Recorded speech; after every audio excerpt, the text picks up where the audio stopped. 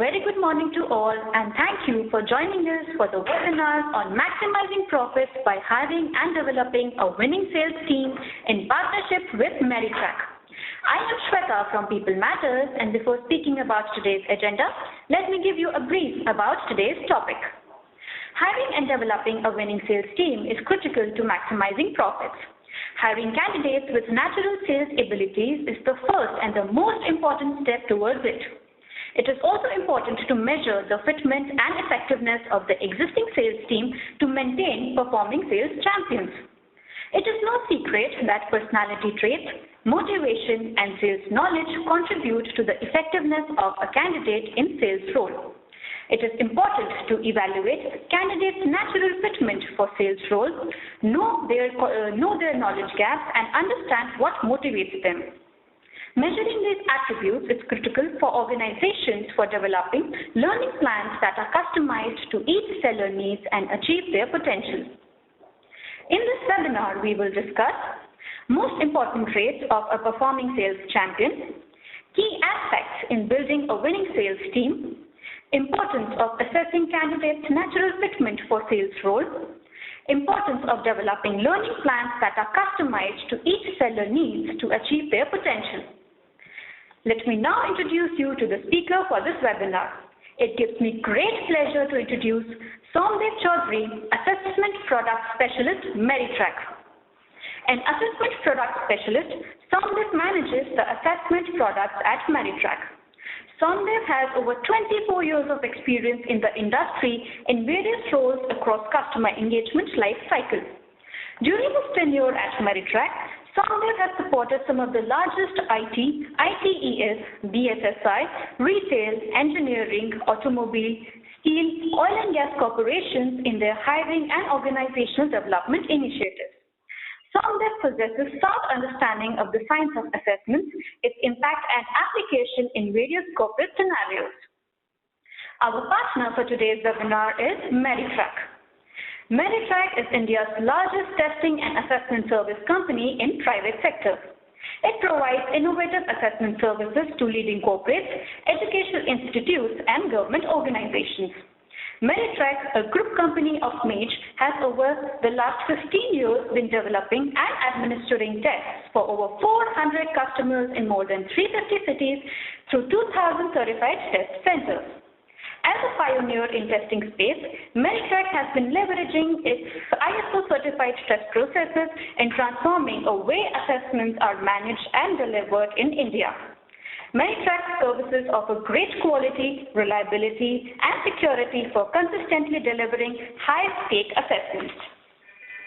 We have saved time for you to ask questions at the end of the webinar. For those attending the live webinar can submit their questions anytime during the presentation through the Q&A tab. We will try to respond to as many questions as time allows.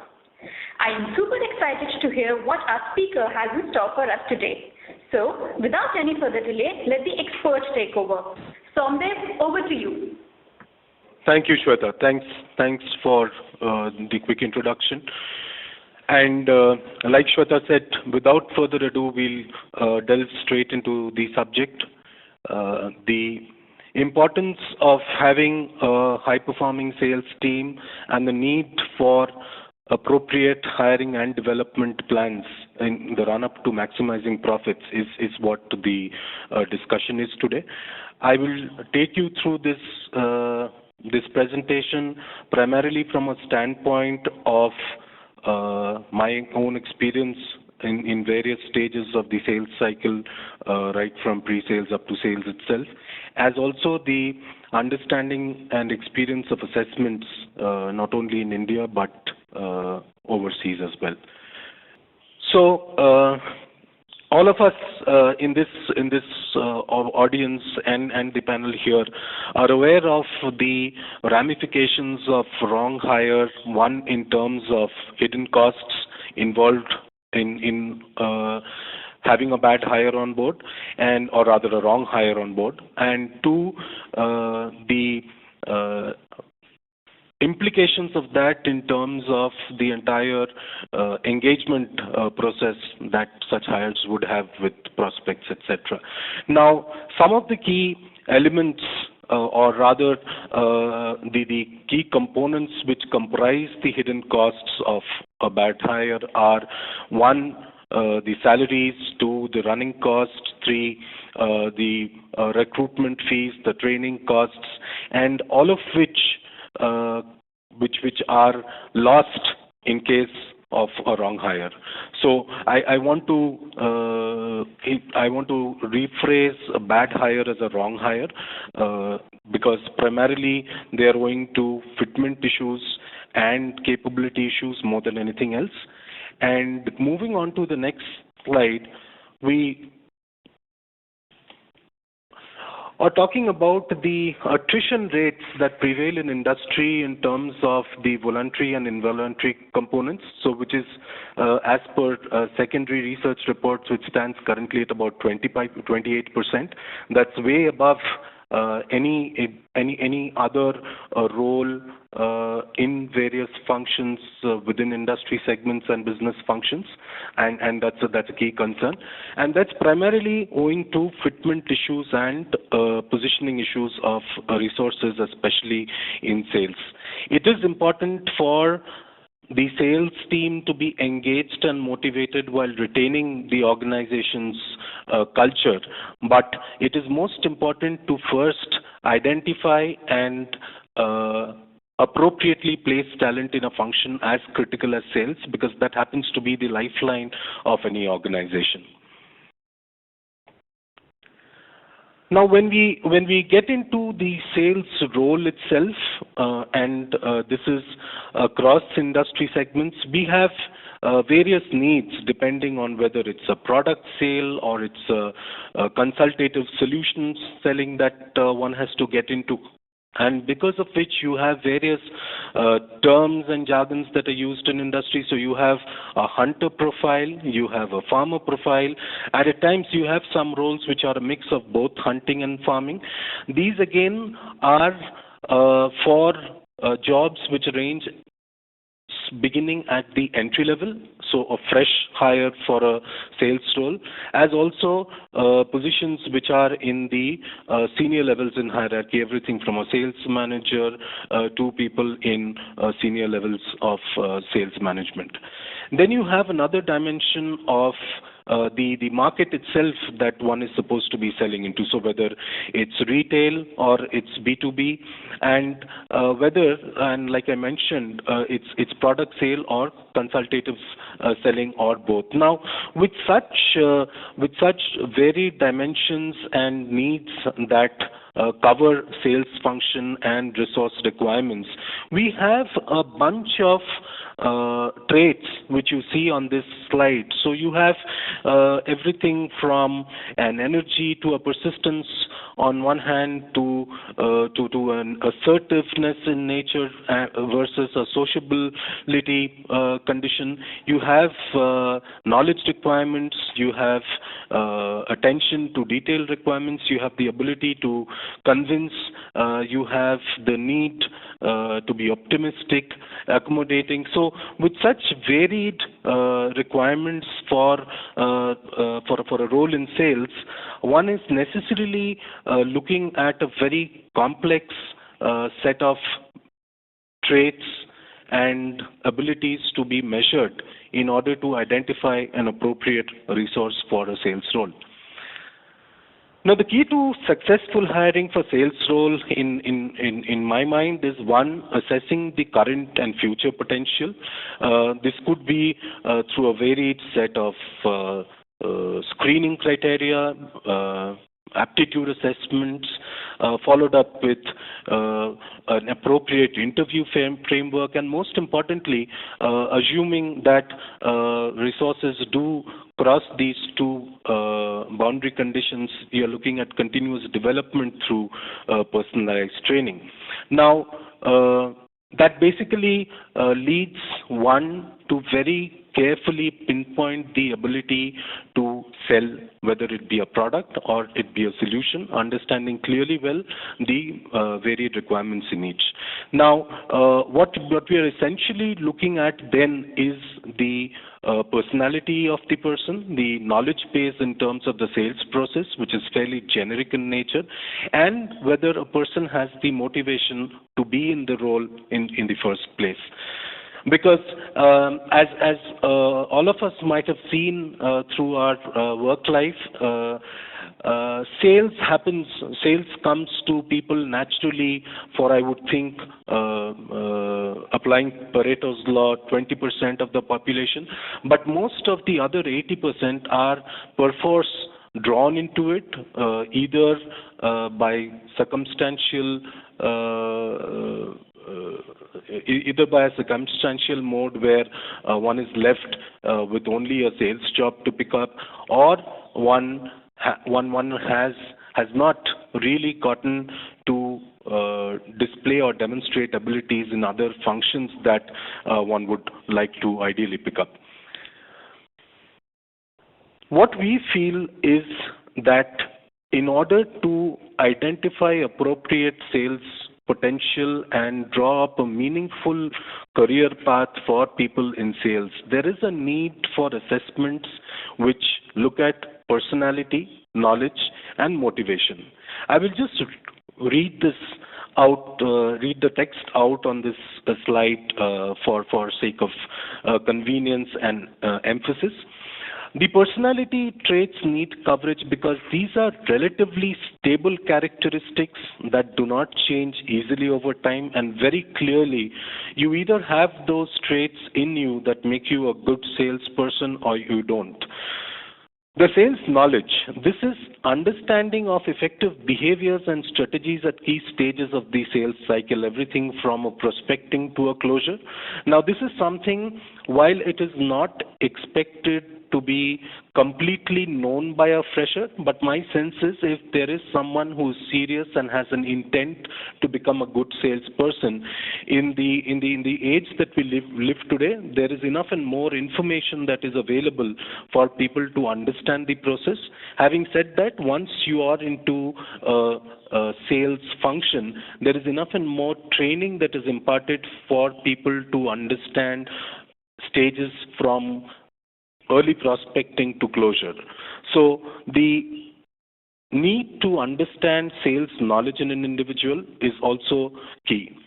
Finally comes the personal motivators that help in managing and performing well in a sales role. So it is necessary for hiring managers to understand the motivations that allow a candidate to be part of a function as critical as sales.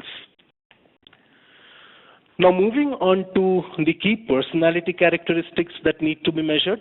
So you have the weighted personality characteristics, which are displayed first, followed by 3 desirable or additional characteristics. The first of the personality characteristics is energy. Second is follow-through. Third is optimism. Fourth is resilience. Fifth is assertiveness. Sixth is sociability. Seventh, expressiveness. And eighth, serious-mindedness. So these 8 behavioral traits or personality traits and dimensions ensure appropriate fitment to a sales role. These are key contributors in measurement of fitment in sales, saying that these are the 8 characteristics which contribute to a success index, if there was one, in performing well in a sales role. The 3 additional dimensions which are desirable, not mandatory, are self-reliance, accommodating, and positive about people. Now, when I say 3 desirable and not mandatory, I'm saying that if an individual displays enough and more of positive traits in the first 8 dimensions, and there is a case of an individual who does not necessarily show very positive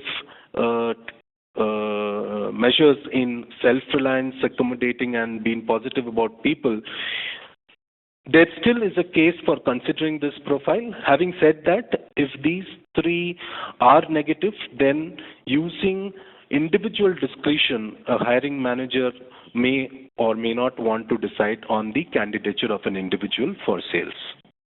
A few sample questions that assess personality. These are largely in the format of an agree-disagree. I'll just read out a few of them. One, the first item says, if you do not understand something someone has said, you stop them and ask for clarification. So either someone agrees or disagrees, and the response to this is appropriately tagged onto the 8 plus 3, 11 dimensions that exist in this measurement and allow for an appropriate scoring to be done. Now, being a behavioral assessment or that's evident from the type of question itself, the need to have checks and balances for inconsistencies in responses and fake detection is essential, and which is part of the assessment itself. So just to address your concerns, if you're thinking that one would respond to an item in a socially desirable manner, those are things that are built into the assessment scoring algorithm itself to ensure that there is no bias that creeps into this assessment. Moving on to the importance of measuring sales knowledge. I mentioned, especially in the case of a fresh hire, there may not be enough and more of knowledge that this individual carries, but that certainly is the case only for fresh hires. If you move above the cycle in terms of tenure, I would think anyone with 1+ year of experience in a sales function should necessarily 1+ and to infinity, or rather till the end of work life, would necessarily be well versed in the stages of prospecting, creating first impressions, the ability to probe and present values, overcoming objections, influencing and convincing the run-up to close and the final closing itself. So you have 6 clear stages that drive any kind of sales in that critical function. So there is a key importance for us to measure the sales knowledge as well. Now you see in this graph that there are various indicators. So in this particular graph per se, you have this candidate who shows excellent amount of capability in closing skills. Not so in prospecting and creating first impressions. In fact, it's below the 25% mark. This candidate is also fairly good at overcoming objections. So depending on the need for the role. So in my mind, prospecting and first meeting, if this person is below 25% and in probing and presenting just above 25%, a closing high percentage and significant percentage in overcoming objections is still not good enough for this person to be part of a sales team, and this I'm talking in the context of people who are with above 1 year of experience. When I segregate that, it's essentially to ensure that there is fairness that's implemented at all stages. So if this were to be the report of an individual who has below 1 year of experience, maybe adequate training inputs could improve values in those parameters. Situational judgment items are questions that are asked in order to measure the various sales knowledge dimensions. So one particular example is given here. This question asks, when is it most appropriate to close the sale? And this item is of a ranking nature, which means there are 4 options provided, and first, second, third, fourth, with first being the best and fourth being the worst, is something that's provided as input by the candidate, basis which the scoring algorithm works and decides the value for a particular parameter which this particular item will be mapped to. So in this particular case, this would be mapped to the closing or the sixth element in the list of six that I spoke of earlier. And depending on the nature of the response, the value for that particular dimension will emerge. And this would not be the only item for this particular competence behavioral trait to be measured. There would be multiple other items, but this is just one example for you to see. The last and key aspect is motivation. Self-motivation is a key driver for any individual salesperson, and so is the case for the team itself. So there is a need to understand what motivates an individual and a team, and the motivations largely are bucketed in 5 categories. One is the recognition or attention that one gets, deserves, or desires. The control in terms of authority or span of control. So this could be anything from having enough authority to decide on a course of action on one hand, to a span of control for a fairly senior sales resource. That resource might have a need to lead a team and fulfill that desire of being a leader. Money. I don't think I need to speak about it. Freedom to work within boundary conditions that are laid down by an individual, but in the interest of achieving overall sales objectives of the organization, and developing expertise. So are there adequate internal development programs that is designed by the organization to ensure that the sales team member and the team itself performs to the best of their capabilities. So these are the 5 motivation factors. There are others as well. So you have affiliation, you have security and stability, and you also have achievement, the need to achieve. So you have the first 5 as the key indicators. The remaining, again, desirable, not mandatory to be measured, but are reflected in such an assessment. Information and non-evaluative. Now, you see that there is a mention of the fact that this does not, so measurement of motivation factors does not impact the success index. That is primarily in the case of obviously this assessment, which lays biggest emphasis on the personality traits, and as such there is a success index which is reported at the end of the assessment. So the fact that it does not impact success index essentially implies that the measurement and insights gained from the motivation aspect is not something that impacts the success index score for this particular assessment. Now, the candidate results indicate highest and lowest motivational areas. I'll just take you through this aspect from the graphical presentation itself. So for this particular candidate, recognition and attention happen to be the first key motivator in terms of in the run-up to performance. Second, closely tied are 2 elements of control and affiliation needs that this person requires or rather desires to have. The fourth is developing expertise. Fifth is money. Sixth is freedom.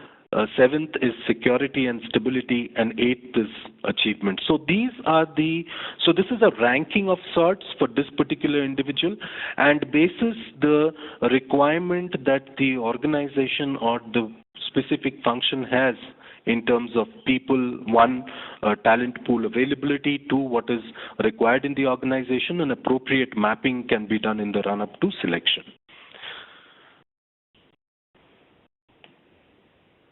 Sample questions for motivations. They are largely most like me statements.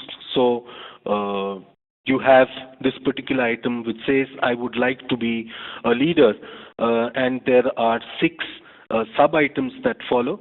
The candidate is expected to rank each of the items. So they rank in terms of most like me and first most like me. That's one extreme, and the last most like me, which is the third most like me that you see in this table here. So just to call out the first sub-item, so it says that I would like to be a leader so I could get more recognition for my work. So expectation very clearly from an individual here is to mark the first, second, or most like me in line with what he or she thinks or feels.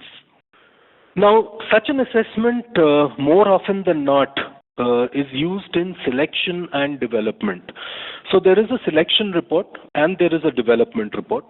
In the selection report, the sales personality, sales knowledge, and the sales motivation is clearly indicated through the graphical representations, followed by the selection advice based on this. So you have the 3 top graphical representations which show personality, knowledge, and motivation. And at the end, you have what is called the success index. So potential sales success is bracketed here.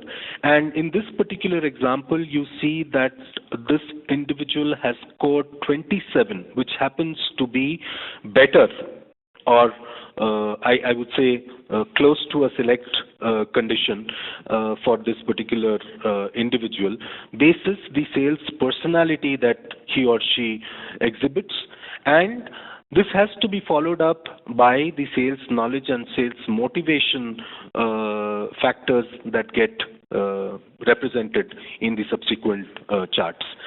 You have interview probes and reference probes. So this is a very comprehensive and well-guided assessment which ensures that, one, it gives due recognition and respect to sales being the lifeline of an organization, and because of which it does not terminate itself calling out only a select yes-no call. It helps one in having insights on knowledge and motivation apart from personality, which is scored and represented in the success index.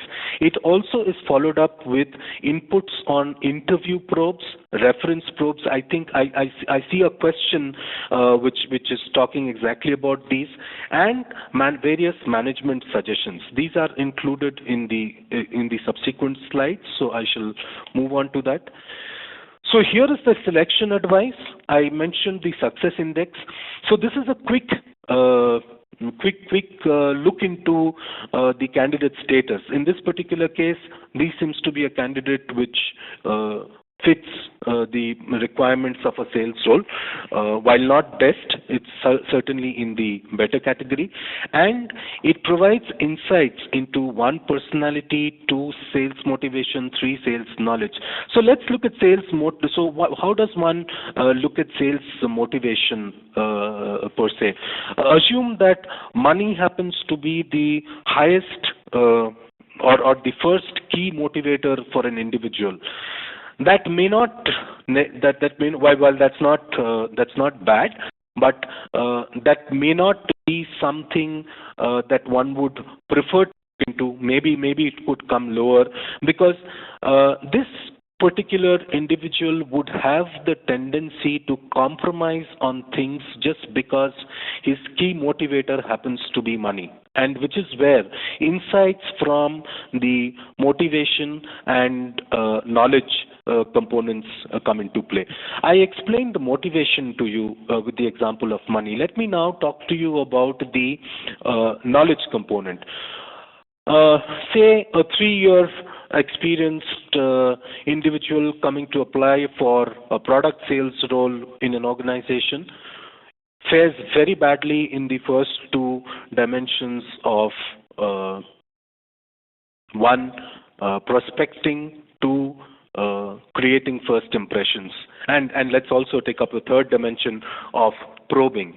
Now, with very clear weaknesses indicated in this particular person's profile and at 3 years of experience, maybe this person wouldn't be a fit unless the organization is completely geared up to provide intense development inputs to the individual, provided that the 5 other dimensions are reported on positive lines.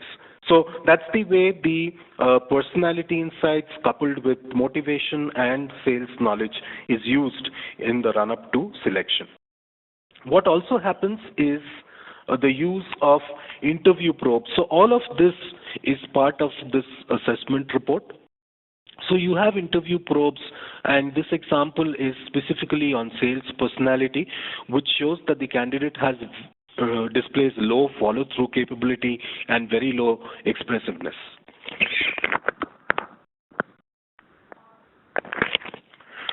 So what is it that you do in order to get into details of this is what is covered in the interview probe section.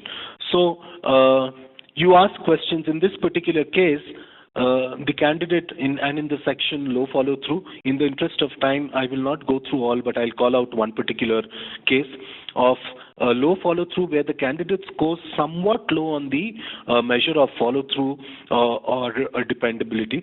People with low scores may not consistently follow through on their work responsibilities, and for which what is it that you could do? You could ask this candidate to describe a time when you were unable to follow through on what you promised a customer you would do. So such questions and responses to such questions would help the interviewer decide on the candidature. One, gain more insights on why this particular dimension did not report a very strong or positive number. Two, to gain insights into the reasons behind that. Then you have reference probes. So in the case of, so this is a case where you are essentially going to, this could be done by a reference check company or a recruitment team member who could talk to the various references that the candidate has provided in the personal details. And in the case of low follow through again, so this is clearly a case where the candidate has not scored at the optimum level or the desired level, and there needs to be checks that allow an interviewer to gain more understanding and the talent acquisition team overall to arrive at a conclusion. So I'll read out the first one. Low follow through again here. A question to a reference would be, how does he or she compare with other salespeople in her ability to follow through on tasks in a timely manner? Now, this is a question that would clearly go out to a person that the individual has provided as a reference, and obviously for a function that he or she is in. Response from that could help the interviewer decide on candidature. The second in this case also is, would his or her customers and peers say that he or she honors her commitments, or does he or she tend to let things slip?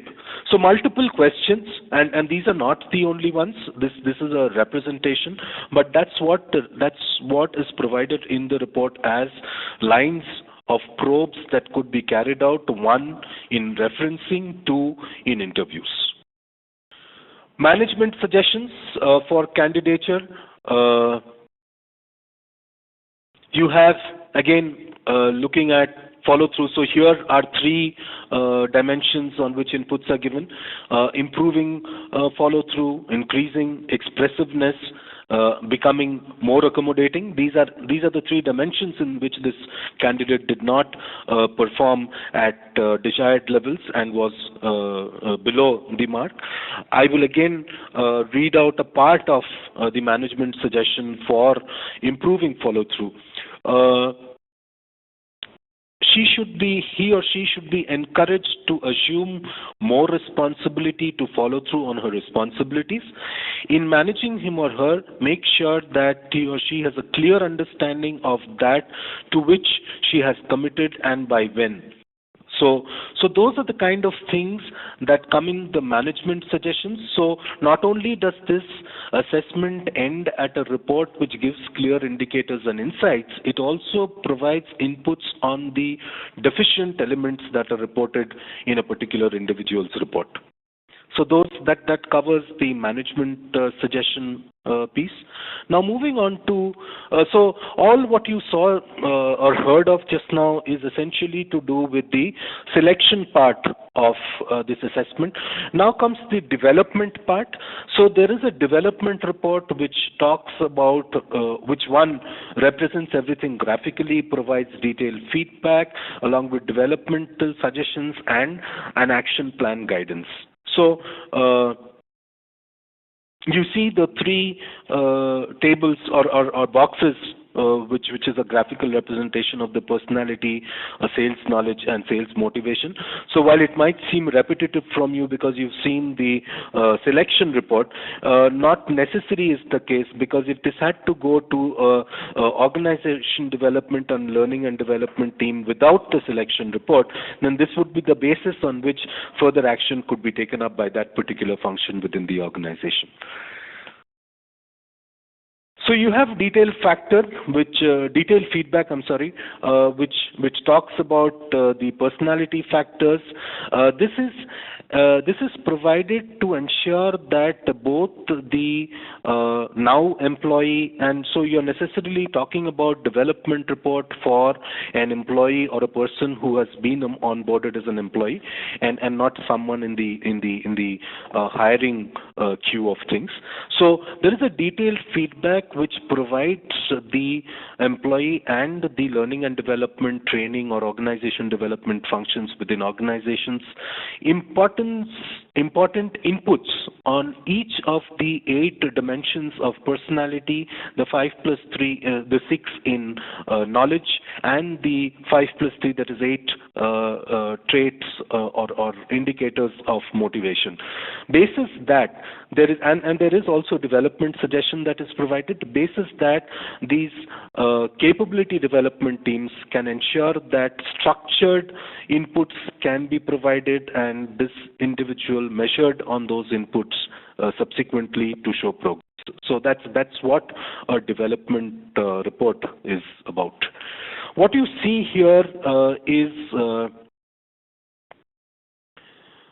if you can see, so there's a bunch of activities that's mentioned. So and this is the box which comes as an inside box of sorts, and it's followed by books. So there is reference material wherever necessary to be referred to, that also is provided. So like I mentioned in the earlier part of the conversation, this is an extremely comprehensive assessment and report which covers all aspects of selection and development, to the extent of book references being provided for various low-performing traits in the development report.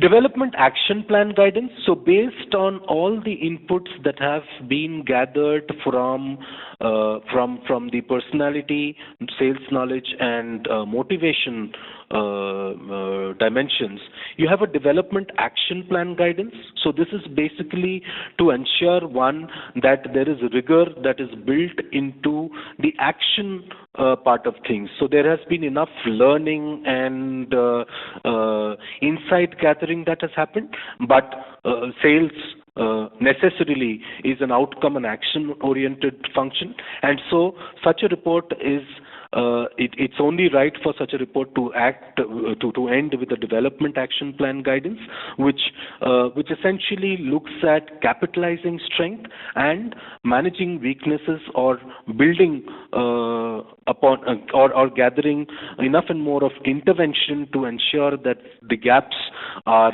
removed insofar as the essential traits are concerned. So what you see here is a development action plan guidance, and like I measured, so there is an inset box 1 which calls out strength and how it contributes to one's success. The second one which shows areas of improvement, how that limits the individual's success, and what is it that one needs to do in terms of action steps to improve upon the same. So that's the kind of clarity that comes out, clarity in implementation, rather initiation to implementation, that comes up through the developmental action plan guidance. So this is all that I have to present. I'm open to questions now. Given the time that we have, I'm not sure I can answer all, but we will certainly ensure that all responses reach various individuals in the next couple of days. Having done this, if I could get interest indicators from you through People It Matters, what we would also want to do is to share a few sample IDs or tickets for this particular assessment, so you can have a flavor of the same. So there are two parts to that process. One, for us to share. I'm not sure we can share with everyone. We'll decide upon that. But whatever number we do share, that would necessarily move on to the next step of taking up the questionnaire, and for us to provide reports for which will require, while the reports are instantaneous, but we will require 2 business days turnaround time to provide those reports after completion of test taking. So that's all that I have. Thanks for your time. Thanks for patiently listening to me, and I hope there's a good amount of information that you've been able to gather today. Well, of course, thank you so much, Somdev. I must say it was a fairly detailed presentation and very well presented. So I'm very sure that our participants are going to draw a lot of insights from that. So as you very well said, we will move on with the question and answers. So just kick-starting, we have the first question from Richa Julka. She says, how do we control the attrition in frontline sales, considering the role is always with high pressure and lot of expectations with targets to be met, and also dynamics in terms of the requirement and the industry? Okay, thank you, Richa. Let me. A very delicate topic to speak about would take some time, but I'll try to limit this as much as I can, and I'm happy to connect offline to provide more information. But what needs to be done? So attrition, and you must be aware, so it's a function of mostly misplaced or I would say misplacement or inappropriate placement of profiles into roles. So there's a clear role fitment issue. So if you have a job description which clearly calls out the knowledge, skills, abilities, and personality traits required within an individual, and if that job description is shared with such resources, I know you've mentioned this vast and if I may say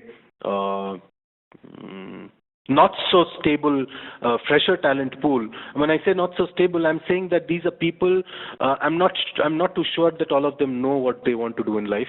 2, they also have a need to get into a job, which is why there is a desperation to land themselves into any and every job. And because of which, so there are multiple reasons. 1, lack of information going to candidates who are aspiring for such roles. 2, lack of measurement of traits appropriately, and if the second piece were to be in place, I'm thinking a large part of attrition issues that we have today would be fairly under control, and that could be attributed to 1, pure personal reasons mostly, and 2, to a few organizational reasons. What one could do is carry out a benchmarking exercise with any tool for that matter.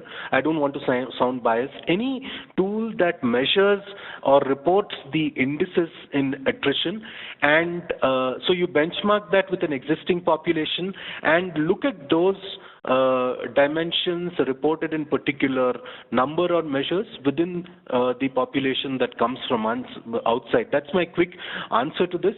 But like I said, this is a fairly detailed subject. I'm happy to connect offline to share more inputs. Sure. Thank you so much for answering that.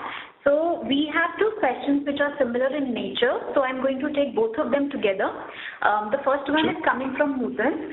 So she says, can you advise on the questions that can be asked for assessing the personality character traits like energy, etc., and how to be mindful of fake instances or examples? And the second question is coming from Achal. She wants to know, these assessment tests can be cracked after continuous practice. How to ensure that candidate is not faking it? Sure. So, Nutan, if I'm not mistaken, was the first question from. Right. Nutan, we can certainly look at, so one, if you're talking of this particular assessment, for all the dimensions that are reported, there is enough and more of one interview probe, two reference probe questions that are built into the assessment report itself. Two outside of that, so if you're looking at elements outside of that, Meritrack certainly is in a fairly strong position to help you develop such questions.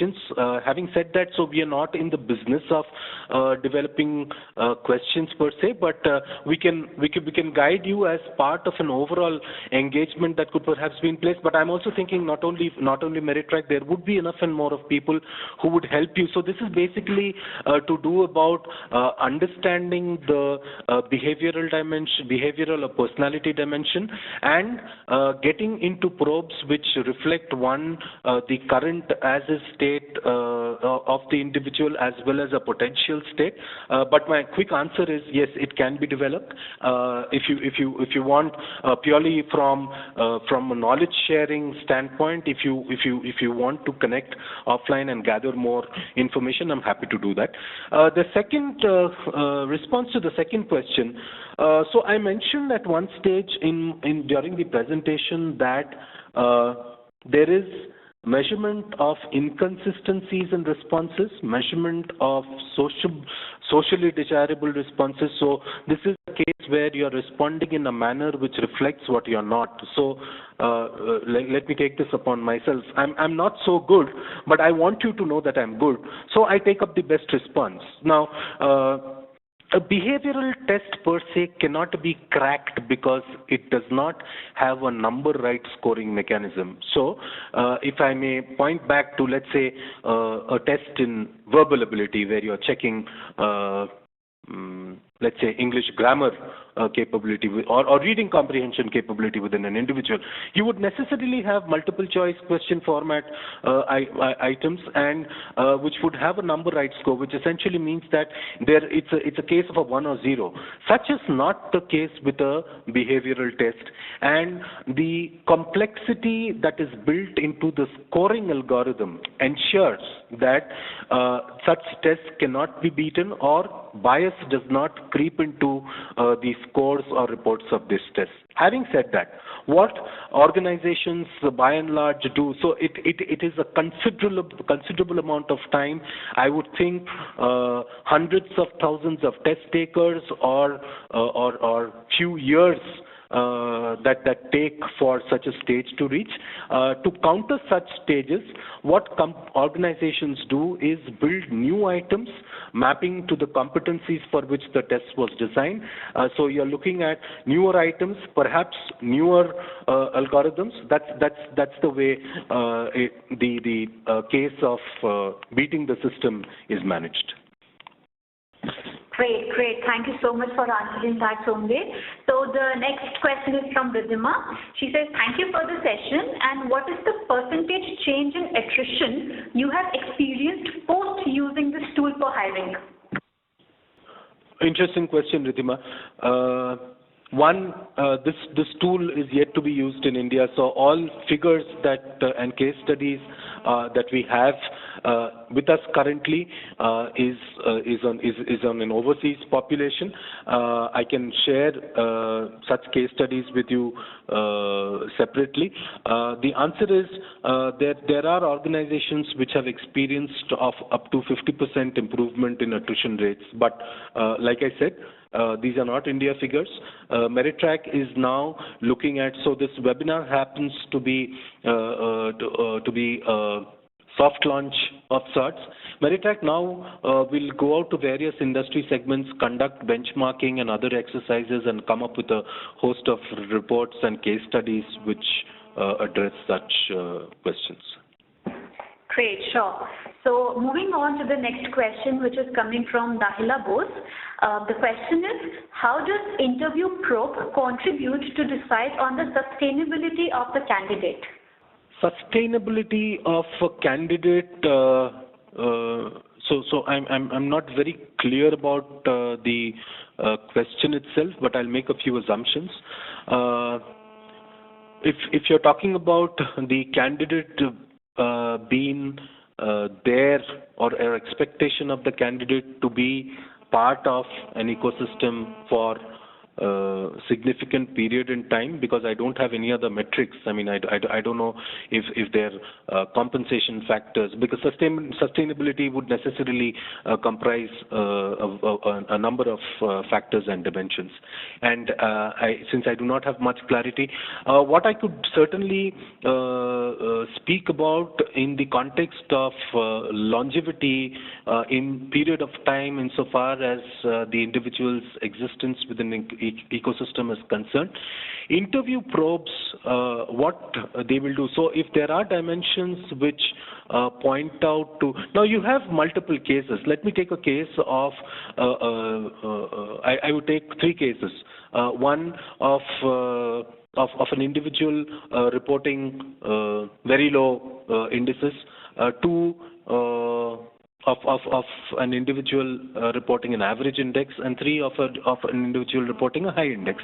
A high index, needless to say, is a good fit.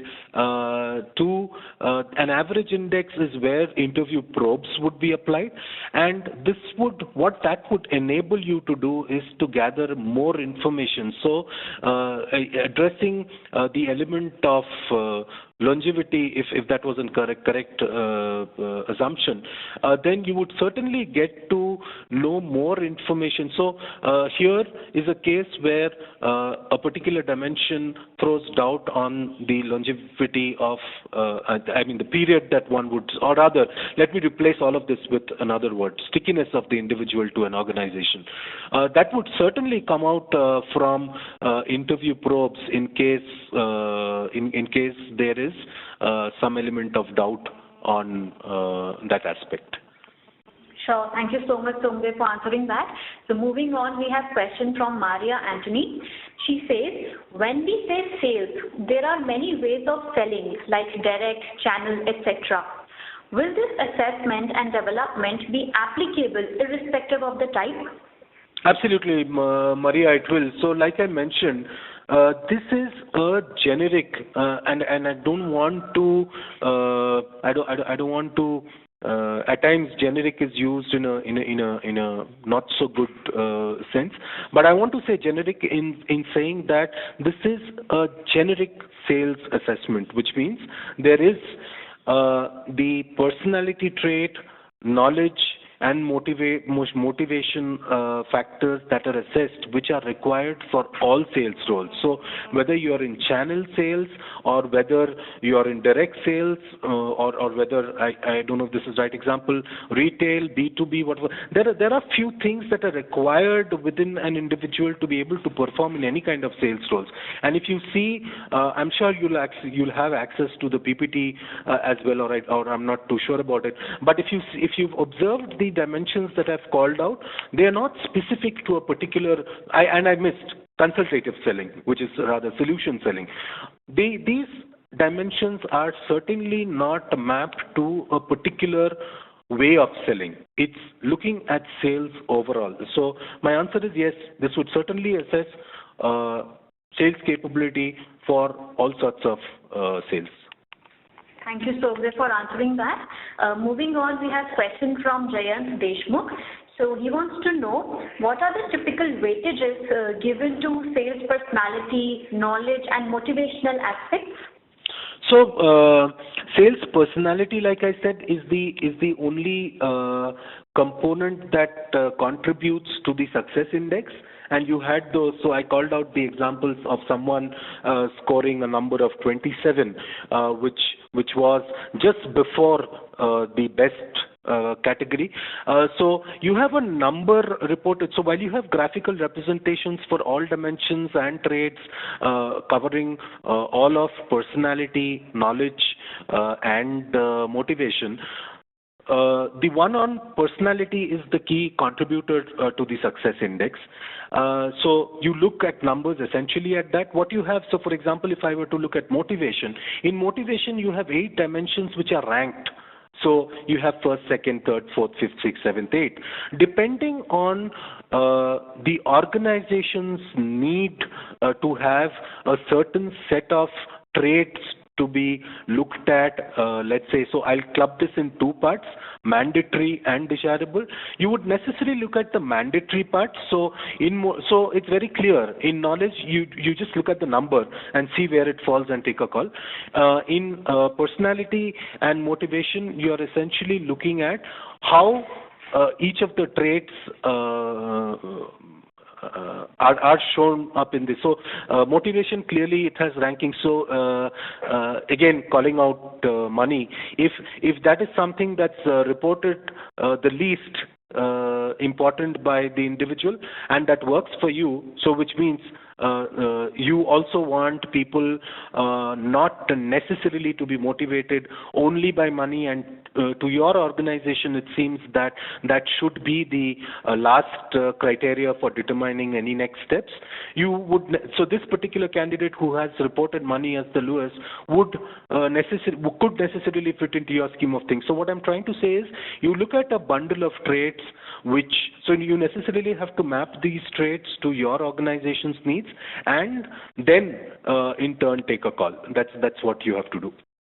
Great. Thank you so much, Somdev, for answering that. So we have space left for just one last question.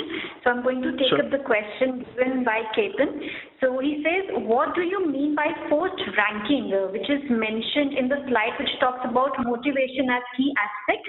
And what are some of the common rating or ranking models being used in assessments? Again, so this is a question, a response for which will certainly slip over the time that's scheduled. So I'll take this in 2 parts. One about the forced ranking. Forced ranking is about an item which has responses in which, so the way this item is designed, the responses are, so you saw, if you remember, first most like me, second most like me, third most like me. You are necessarily in a way, so, and you have, let's say, 6 sub items. You are necessarily ranking them, and in a, if I may use a formal term, in a test player or in a test-taking mechanism, when you see that question popping up on your screen, you can only select one of the 3 responses for each item. That's one. Second is, so if you select one for a particular item, you cannot choose one for any subsequent item. I'm not sure if I'm being able to explain this properly. I'm happy to take this offline, but that's essentially what forced ranking means. So it's a function of, 1, the design of the test itself, and 2, the technology that allows it to happen.